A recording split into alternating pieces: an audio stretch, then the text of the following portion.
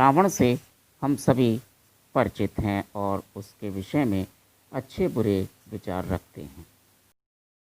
आमतौर पर उसको खलनायक के रूप में पेश किया जाता है। ऐसा शायद तब हुआ जब तुलसीदास जी ने रामचरितमानस की रचना की और उसके बाद रावण का चरित्र शायद खलनायक के रूप में हमारे सामने आ गया। महर्षि वाल्मीकि रामायण में रावण को खलनायक के रूप में तो दिखाया गया है, लेकिन उसके साथ उसकी खूबियाँ भी बताई गई हैं। रूप से वह महामानव, महापंडित, महाज्ञानी और एक महायोद्धा था। आइए आज इस बारे में जानते हैं कि रावण का जीवन कैसा था, उसने क्या किया, क्या उपलब्धियां हैं उसकी। ऐसा कहा जाता है कि रावण ने अनेक विद्याओं में पारंगत होकर तत्कालीन मनुष्यों को एक नया जीवन दिया, नई राह दिखाई और कालांतर में उसके उस ज्ञान को रावण संहिता के रूप में अंकित किया गया, लिपिबद्ध किया गया। मूल रूप से शिव के उपासक रावण ने शिव की उपासना से संबंधित बहुत सारी चीज़ें बनाई, लिखी, प्रचलित की। रावण संहिता के शिव उपासना खंड में हमें देखने को मिलती हैं। इसके बाद जो तीसरा खंड है वो है तंत्र और मंत्र साधना का। तंत्र यानी तांत्रिक विद्याएं। तांत्रिक विद्याओं का अर्थ केवल यह नहीं है कि जो हम तंत्र मंत्र के विषय में बात करते हैं। तांत्रिक या तंत्र शब्द का अर्थ यांत्रिकी से है, टेक्नोलॉजी से है। और मंत्र यानी उसके विषय में जिसको आज हम कहते हैं कि ये प्रैक्टिकल है और ये टेक्स्ट है। जब विज्ञान पढ़ते हैं तो एक पीरियड प्रैक्टिकल का होता है, एक पीरियड टेक्स्ट का होता है। तो मंत्र का मतलब है टेक्स्ट और तंत्र का मतलब है प्रैक्टिकल। चौथे भाग में हमें वनस्पति विज्ञान से संबंधित बहुत सारी जानकारियाँ मिलती हैं। ढेरों जानकारियाँ हैं, आप कल्पना नहीं कर सकते। आयुर्वेद को रावण ने अर्क के माध्यम से समझाने की कोशिश की। अर्क यानी जिसे हम आज की भाषा में, अंग्रेजी भाषा में ख़ास तौर पे सिरप बोलते हैं, आम बोलचाल में काढ़ा बोल देते हैं। लगभग 1000 अर्क, सिरप या काढ़ा रावण ने बताए हैं और उनसे अनेक रोगों के उपचार कैसे किए जा सकते हैं उसका विवरण रावण ने दिया है। विभिन्न बीमारियों में कौन कौन से अर्क इस्तेमाल होंगे, कैसे होंगे, क्या क्या चीज़ें उसमें डलेंगी, कौन कौन सी जड़ी बूटियाँ उसमें डाली जाएंगी, ये सब जानकारी उसमें है। और पांचवा जो खंड है वह है फलित ज्योतिष का।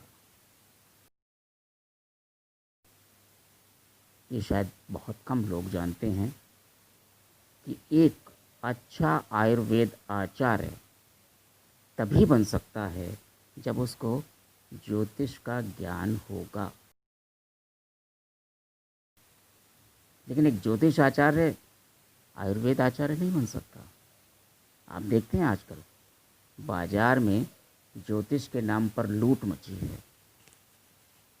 तमाम तरह के ज्योतिष आचार्य हैं। कोई हाथ देखकर बताता है, कोई नाक देखकर बताता है, कोई पैर देखकर बताता है, कोई माथा देखकर बताता है, कोई चेहरा पढ़कर बताता है, कोई जन्म कुंडली बाँचता है।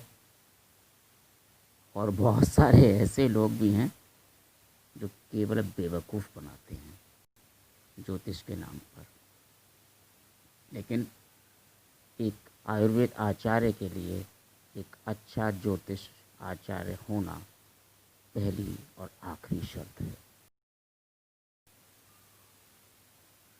तो इस तरह से हम देखते हैं कि रावण जो एक योद्धा था और उसने अनुभव किया कि एक योद्धा के लिए ये ज़रूरी है कि उसे औषधियों के विषय में पूरी जानकारी हो। उसे ये भी जानना ज़रूरी है कि कौन सी औषधि किस भूखंड में, किस वातावरण में, किस जलवायु में, कहाँ, कितनी मात्रा में, कितनी गुणवत्तापूर्ण मिलेगी, क्योंकि योद्धा हमेशा युद्ध में तत्पर रहता है। आज मेडिकल स्टोर हैं, आज मेडिकल फैसिलिटीज़ बहुत हैं, हॉस्पिटल्स हैं, सेना के हॉस्पिटल अलग हैं, जनरल हॉस्पिटल अलग हैं, लेकिन वो ये दौर था जब अस्पतालों की सुविधा नहीं थी, वैद्य भी ढूंढने से मिलते थे। इसलिए एक योद्धा को आयुर्वेद की औषधियों के विषय में जानना बहुत ज़रूरी था। इसके अलावा एक अध्याय और हमें मिलता है रावण संहिता में, वो है कुमार तंत्र।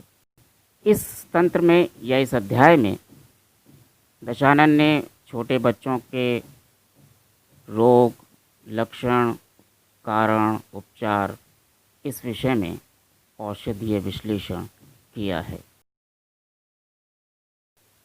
रावण ने ज्योतिष, हस्तरेखा और सामुद्रिक शास्त्र का विस्तार से वर्णन किया है। और मज़ेदार बात यह है कि आज हम जब ज्योतिष की चर्चा करते हैं, किसी की कुंडली देखते हैं, तो उसमें रावण संहिता में दर्ज ज्योतिषीय गणनाएं आज भी उतनी ही कारगर हैं जितनी उस समय थी। बस फ़र्क इतना है कि उसमें जो भाषा इस्तेमाल की गई है, उसमें जो अर्थ दिए गए हैं, यदि उन शब्दों को हम वर्तमान के संदर्भ में ढाल दें तो निश्चित रूप से हमें एक वास्तविक फल दिखाई दे जाता है। जैसा आप सब जानते हैं, रावण की उत्पत्ति में ब्रह्मा, विष्णु और महेश, इन तीनों का संयुक्त रूप से हाथ था। और वजह क्या थी? वजह थी कि तत्कालीन सामाजिक व्यवस्था पूरी तरह से चरमरा गई थी। उस समय जो हमें समाज का विभाजन मिलता है अलग अलग समुदायों में, वर्गों में, वो है देवता, असुर, दानव, दैत्य, राक्षस और अन्य जातियाँ। इसमें एक जाति मनुष्य की भी है जो सबसे शांत और अहिंसावादी है। जब दुनिया में आतंकवाद फैल गया, तमाम जातियां अपने अपने विस्तार में आतंक का इस्तेमाल करने लगीं, तब ब्रह्मा, विष्णु और महेश ने एक ऐसे व्यक्ति को खड़ा करने का प्लान बनाया जो व्यक्ति आतंकवाद को ख़त्म कर सके, समाज में सुख और शांति का विस्तार हो, शिव की शिक्षाओं का विस्तार हो। और यही सब वजह रही कि ब्रह्मा, विष्णु और शिव ने रावण को महाबलशाली बना दिया। देवासुर संग्राम के विषय में हम जानते हैं, जहाँ आज पाकिस्तान है, अफ़गानिस्तान है, ईरान, इराक, मिस्र, ये सब उस समय बहुत ही विकसित क्षेत्र हुआ करते थे। रेगिस्तान तो ये बाद में बने। उस समय यहाँ हरियाली थी, जनमानस था, समुदाय था। पारस में रहने वाले लोग जब मुसलमानों से आतंकित हो गए तो वो हिंदुस्तान चले आए, गोवा और महाराष्ट्र के क्षेत्र में बस गए, जिनको आज हम पारसी कहते हैं। वो भी सनातन धर्म का एक हिस्सा है। तो ये जो परिस्थितियाँ थीं, ये जो परिस्थितियाँ बनी, उसमें रावण जैसे व्यक्तित्व का होना तत्कालीन समय में महत्वपूर्ण समझा गया। अगले अंक में रावण के विषय में कुछ और रोचक जानकारियाँ लेंगे। तब तक के लिए आप रहिए स्वस्थ, मस्त और तंदुरुस्त।